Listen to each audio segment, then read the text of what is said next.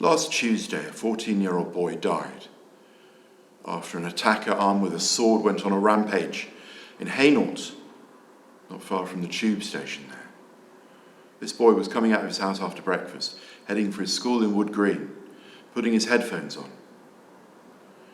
Police were called after a car had crashed into a house, and 4 other people, including 2 of the unarmed police officers, police officers working in this parish know, were injured before the suspect who'd been leaping over people's garden fences was cornered and tasered in a front garden.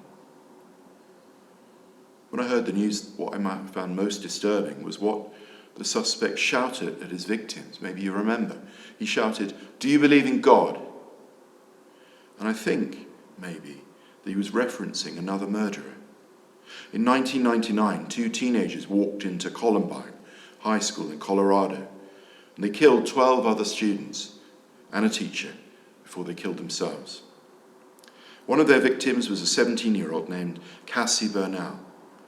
Just before he shot her, one of the attackers put a gun to her head and asked her, "Do you believe in God?" She paused for a second, according to her classmates, and then she answered, "Yes." She was scared, but she sounded strong, one of her friends, who was hiding close by, said.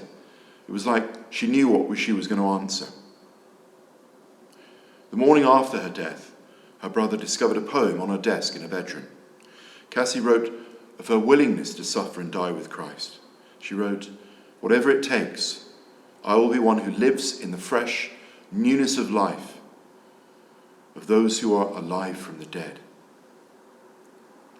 Can you imagine refusing to deny God the cost of your life? Cassie Bernal had no time to think. She had a gun to her head. She had to answer a life or death question. Jesus' promise in the Gospel of St. Matthew chapter 10 verse 32, "Whosoever therefore shall confess me before men, him I confess also before my Father." In the ancient church, martyrdom as well as baptism was the decisive mark of a Christian. That's how you knew who a real Christian was. Martyrdom, or the willingness to undergo it, was the test of Christian commitment. And now, it seems martyrdom might again be a possibility for Christians, for us, even in Hainault, even in Enfield. By the grace of God, would we be capable of the heroism and sacrifice of Cassie Bernal and of all the martyrs?